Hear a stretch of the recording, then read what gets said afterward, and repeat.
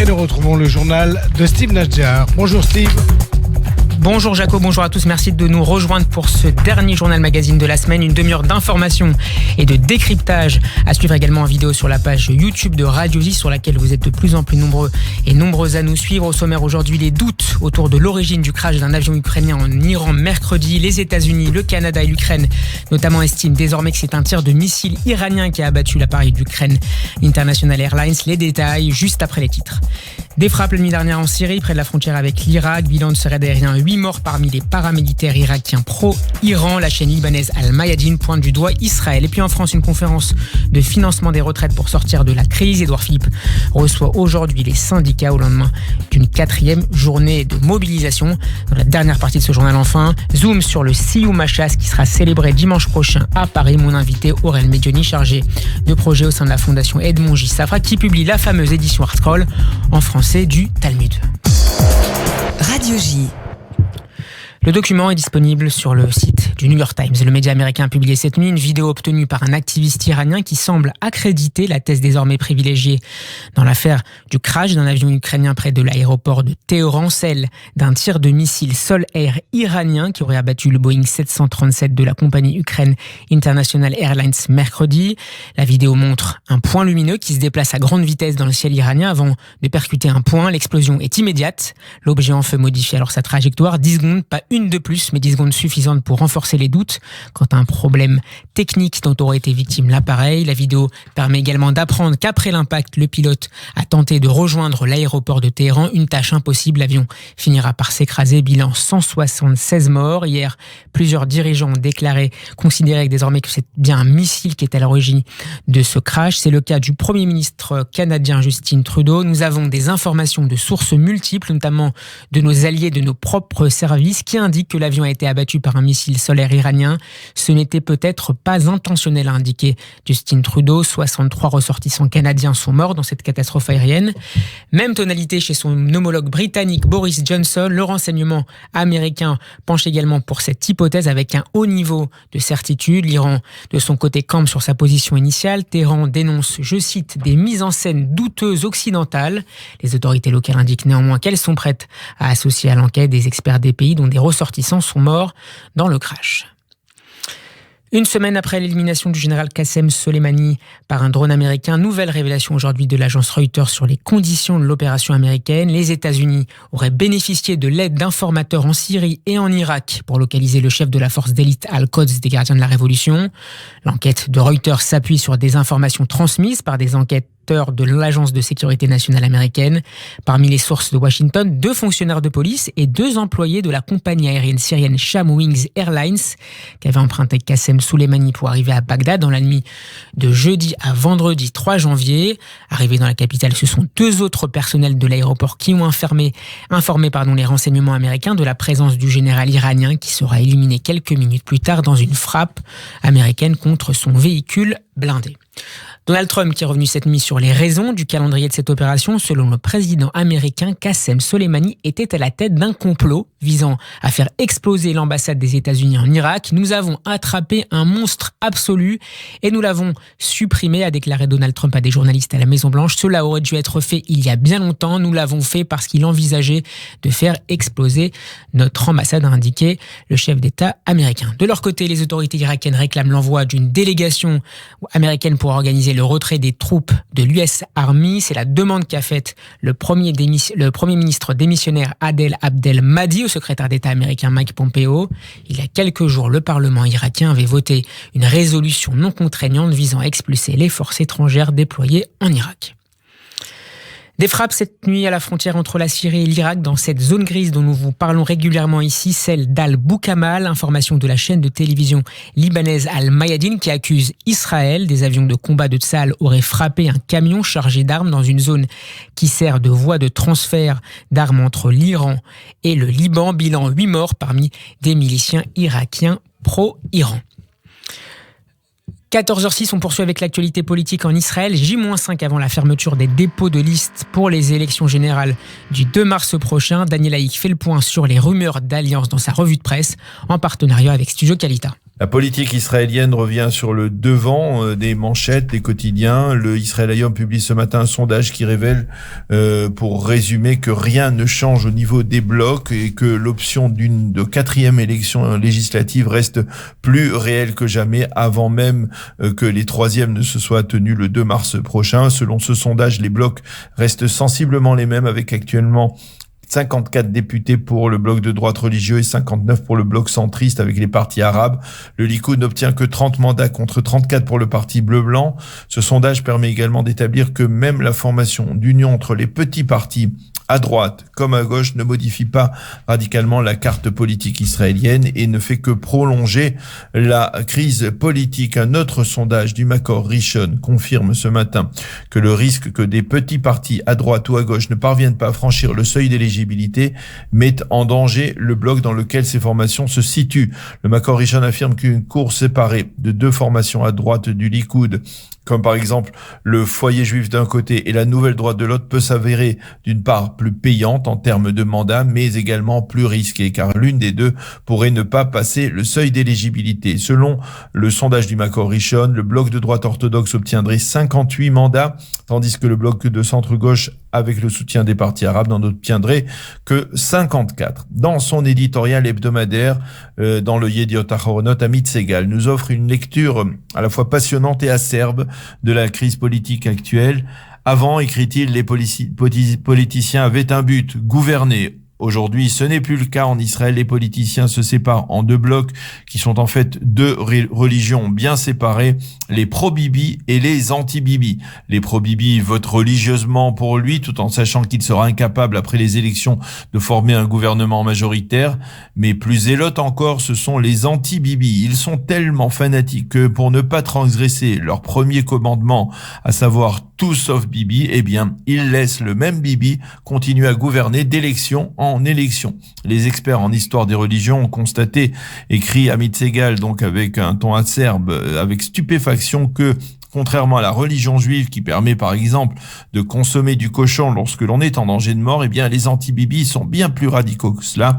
Ils sont prêts à rester dans l'opposition sans la moindre influence politique, quitte même à laisser Bibi saper le pouvoir juridique.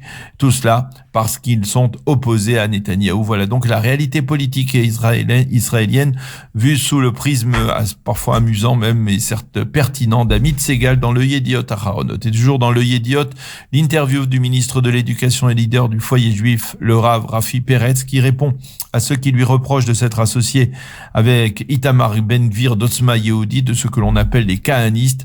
Cela fait bien longtemps que Ben-Gvir n'est plus kahaniste, affirme le Rav Rafi Peretz. Daniel Haïk depuis Jérusalem. On marque une pause et on se retrouve dans une poignée de secondes pour la suite de l'actualité. À tout de suite. Radio J. La suite de l'actualité en Israël, des averses torrentielles se sont abattues sur le pays ces derniers jours. On a même battu un record vieux de 51 ans. C'est ce qu'a annoncé aujourd'hui le service météorologique israélien. Plus de 400 mm de pluie sont tombés en Galilée. Ces intempéries ont coûté la vie à 5 personnes. Hier, émotion dans le pays lors des funérailles de Moti Ben Shabbat. Cet homme de 38 ans, présenté désormais comme un héros, est mort noyé en tentant de venir en aide à des personnes coincées par les eaux dans une voiture à Naharia. Vive polémique en Israël autour des propos du grand rabbin séfarade Yitzhak Yosef, qui accuse les immigrants russes d'être des non-juifs anti-religieux. Le leader du parti russophone Israël Beitenou a appelé à sa démission, et hormis les partis orthodoxes, tous ont condamné ces déclarations. Qu'en est-il exactement de l'Alia non-juive? Correspondance depuis Jérusalem de Pascal Zonshine. À la fin des années 80, les non-juifs représentaient moins de 15% de l'immigration israélienne. Ils étaient un tiers à la fin des années 90, après la grande vague d'immigration des pays de l'ex-URSS. Depuis le début des années 2010, les non-juifs représentent entre 50 et 60% de l'immigration. En 2018, le Bureau central des statistiques évaluait à un peu moins de 5% la part des non-juifs dans la population israélienne totale. occidentale, c'est-à-dire ceux qui ne sont ni juifs ni chrétiens non arabes. Il faut savoir qu'en Israël, le statut personnel, c'est-à-dire tout ce qui touche au mariage et à la filiation, est défini par la religion, ce qui signifie que le rabbinat ne reconnaîtra pas la validité d'un mariage si l'un des conjoints n'est pas juif. De même, un enfant né de mère non juive ne sera pas reconnu comme juif. Quant aux conversions, elles ne seront pas validées si elles n'ont pas été effectuées par une institution non reconnue par le rabbinat. Or, il existe un décalage entre la définition de l'identité juive selon la halakha, la loi juive, et celle de la loi du retour qui définit les critères de ceux qui sont habilités à immigrer en Israël. Pour la halakha, est juive toute personne née d'une mère juive ou ayant effectué une conversion reconnue par le rabbinat. Parallèlement, la loi du retour reconnaît le droit à la citoyenneté israélienne à toute personne née de parents juifs, mariée à un conjoint juif ou ayant au moins un grand-parent juif ou bien ayant passé une conversion, même dans un cadre non orthodoxe. Or, tous ces non-juifs qui n'entrent pas dans les critères de la halakha sont pourtant des citoyens israéliens ayant les mêmes devoirs que tous les autres. Ils font leur service militaire, payent leurs impôts et envoient leurs enfants à l'école. En revanche, leurs enfants ne seront pas reconnus comme juifs, les empêchant à leur tour de faire reconnaître leur mariage avec un conjoint juif. Plus dramatique encore, ceux qui seront tombés au combat pour défendre le pays ne seront pas enterrés dans le carré juif des cimetières militaires. Ce système à deux vitesses est évidemment très mal vécu par les intéressés qui se sentent citoyens de seconde zone. Si les commentaires du grand rabbin sfarade Yitzhak Yosef, qui les a qualifiés d'anti-religieux, étaient offensants pour ces Israéliens non-juifs, ils révèlent en tout cas un problème bien réel qui exige une vraie réflexion, d'autant plus que l'Alia en provenance de Russie et d'Ukraine, si elle continue, sera de moins en moins juive. Donc, soit Israël doit modifier les critères d'admission de la loi du retour pour limiter l'immigration de non-juifs, soit il lui faudra assouplir les règles de la conversion pour permettre à ceux qui sont déjà citoyens israéliens d'avoir les mêmes droits que les autres. Mais là, le problème redevient politique et se heurte à l'antagonisme entre les partis orthodoxes et celui des immigrants russes. Et trouver un terrain d'entente entre les deux risque d'être très difficile. En France, la conférence de financement des retraites a démarré ce matin à Matignon. Au lendemain d'une nouvelle journée de mobilisation, les organisations syndicales ont été reçues par Édouard Philippe. Et à la sortie de sa réunion avec le gouvernement, le secrétaire général de la CGT, Philippe Martinez, a expliqué avoir rappelé son désaccord avec le projet d'Édouard Philippe. Plus le gouvernement explique le texte, moins les Français le comprennent. A ironisé Philippe Martinez, la CGT se déclare favorable, je cite, à une étude économique pour analyser et respecter les propositions faites par les partenaires sociaux. Nous proposons de réintégrer les cotisations patronales pour financer les retraites, taxer un certain nombre de transactions financières du CAC 40 qui se portent très bien et instaurer l'égalité salariale entre les hommes et les femmes, ce qui permettrait d'augmenter les cotisations récoltées. Fin de citation. On va marquer une dernière pause et on se retrouve juste après la pub pour parler d'un événement, l'événement du week-end, le Siyum à Chasse à Paris.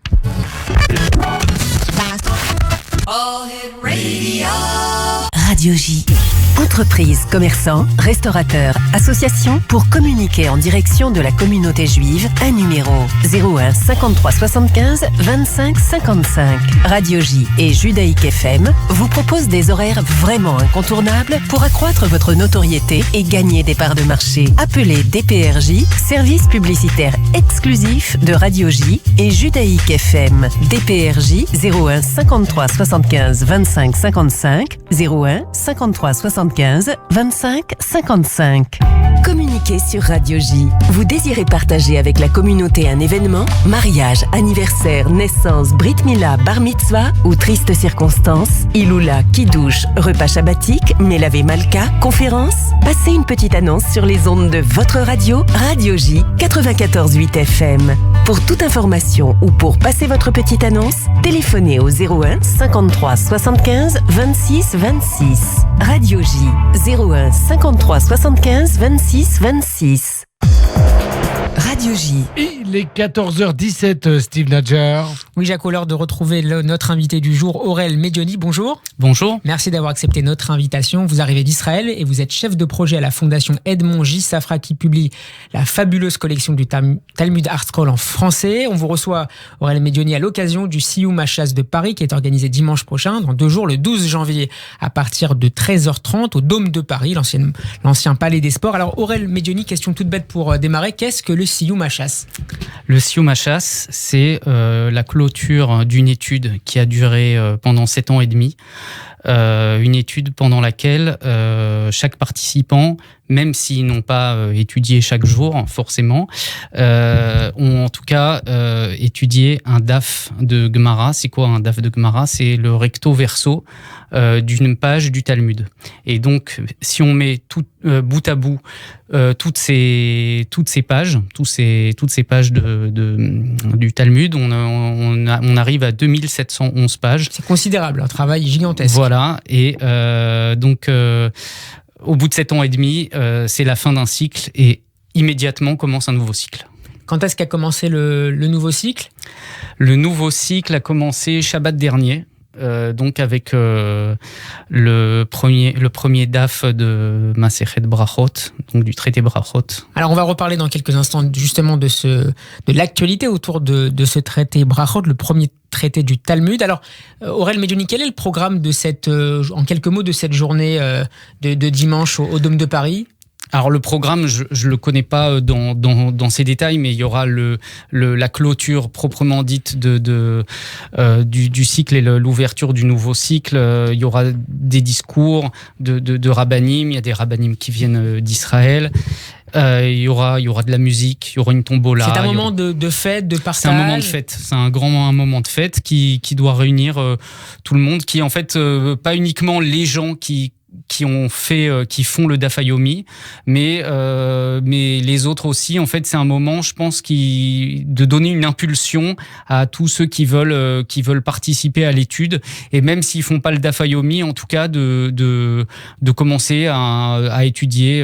Voilà. Moi, je compare souvent ça au marathon, en fait. Ça veut dire, vous avez évidemment le marathon de 42 km, et puis quand vous faites le marathon, vous avez des plus petits marathons, quoi. Donc celui de 21 km, de 10 km et le marathon des familles aussi. Donc c'est un petit peu la même chose. Alors ce qui est formidable, et il faut le souligner ici, c'est que le Daf Yomi, l'étude du Daf Yomi rassemble des gens au profil assez différents finalement. On peut étudier le Daf Yomi évidemment dans des lieux d'études, à la synagogue, mais aussi devant son ordinateur, en suivant des cours qui sont disponibles sur les réseaux sociaux, notamment sur YouTube. Et j'imagine que dimanche, le rassemblement au Dôme de Paris rassemblera donc cette diversité de gens qui ont suivi cette étude ces 7 dernières années. Absolument. D'ailleurs,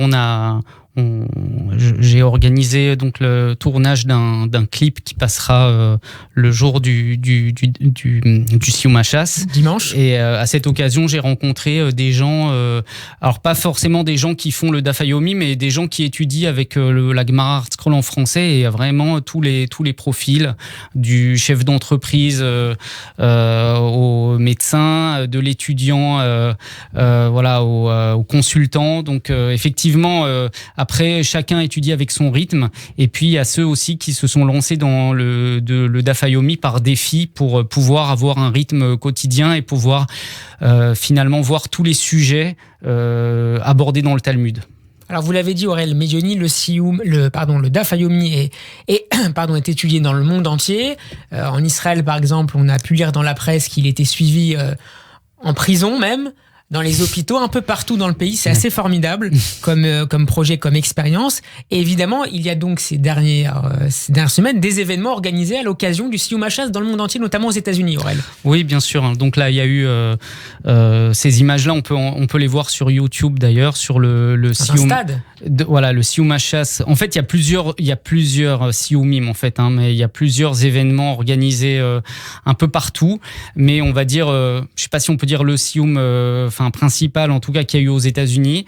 Il a eu lieu dans le New Jersey, dans un stade avec 90 000 personnes. J'ai d'ailleurs discuté avec des gens qui étaient là-bas. C'était quelque chose d'extrêmement... Les images sont impressionnantes. C'est extrêmement impressionnant. Voilà, donc effectivement, c'est un événement considérable et qui est international. À cette occasion donc du Siyum HaShas de Paris, avec le soutien de la Fondation Edmond J. Safra, les éditions ArtScroll publient, et c'est un événement, les 2 premiers tomes du premier traité du Talmud dont on vient de parler, le traité Brachot, dans le format Daf Yomi, alors je le montre pour les personnes qui nous suivent sur YouTube en vidéo. Le format Daf Yomi, donc c'est le petit volume des éditions ArtScroll, et évidemment ces 2 premiers volumes sont disponibles en français, c'est la première fois. Aurel Medioni, l'édition du rabbin Stenzel avait été un événement au moment de sa publication. Aujourd'hui, la version ArtScroll du Chasse est devenue incontournable pour étudier le Talmud. Oui, on va dire que c'est une version où on voit qui est un petit peu différente quand même dans la conception. C'est une version donc évidemment traduite, mais qui garde la page traditionnelle de Gemara. Voilà. Mais donc là avec les nouvelles versions, ce sont des versions donc ce qu'on appelle le Daf Yomi pour que nos auditeurs comprennent. Oui. C'est parce que je pense que les auditeurs qui connaissent la Gemara ArtScroll, donc connaissent la Gemara en grand volume. Et en fait, là, les volumes qui sortent sont des petits volumes, comme ils existaient en anglais et en hébreu. C'est la version compacte. Voilà, c'est la version compacte. Je ne veux pas vous dire de poche parce qu'elle n'est pas vraiment de poche, mais c'est une version qui est transportable et qui est Et on retrouve le génie graphique des éditions ArtScroll, notamment qu'on a pu découvrir lors de la publication du Chumash, du livre des 5 livres de la Torah publiés il y a quelques années par ArtScroll en français. Et puis il y a cette traduction commentée et assistée que proposent les rabbins qui ont rédigé donc cette version ArtScroll et qui est extrêmement utile pour ceux qui essayent de se plonger dans le Talmud. Voilà, il y a tout le système de notes, de commentaires qui permet finalement d'aller plus loin, enfin pas juste d'aller plus loin, qui permet aussi de comprendre. Je prends souvent l'exemple, vous avez un verset biblique qu'on traduit, donc vous avez la traduction, mais c'est pas parce que vous avez la traduction que vous avez le contexte, par exemple. Et donc dans les notes, on va avoir par exemple la mise en contexte de versets qui sont rapportés dans la Gemara, par exemple, et bien d'autres choses. Mais il y a aussi des résumés qui sont très bien faits pour quand vous avez on a souvent des discussions, c'est la base du Talmud. Et après il y a dans la Gemara ArtScroll, c'est vrai qu'il y a souvent dans les notes des résumés qui permettent de résumer toutes les opinions et on trouve aussi également des schémas d'explication. Voilà, des schémas, il y a des dessins aussi. Tout cela dans une expression, dans une langue qui est extrêmement claire. Il faut aussi le souligner parce que c'est pas forcément toujours le cas. C'est extrêmement bien rédigé, ce qui permet d'une plongée sérieuse et peut-être un peu aboutie de ces pages de Gemara. Oui, parce qu'il y a une équipe de relecteurs, c'est relu et relu et relu. Et donc c'est effectivement, je crois pas qu'il y ait de faute, il y en a peut-être une. Il faut rappeler que c'est une traduction, si je dis pas de bêtises, de la version anglaise. Absolument. Ouais. Du Talmud, de la version ArtScroll du Talmud. Voilà. Ouais. Normalement, Aurel Medioni, tous les traités devraient être publiés d'ici les prochaines années, c'est ça ? Oui, là, en fait, ce qui se passe, c'est que sur les 73 volumes de la collection, en français, 34 ont déjà paru. Et donc, les prochaines parutions vont suivre le cycle du Daf Yomi. Donc, ça veut dire concrètement... Là, on a entamé l'étude du traité Brachot, donc il existait déjà et maintenant il sort en petit volume. Ensuite, on a le traité Shabbat, les volumes existent déjà en grand format. En grand format pour le traité Shabbat, ils vont donc sortir en petit format.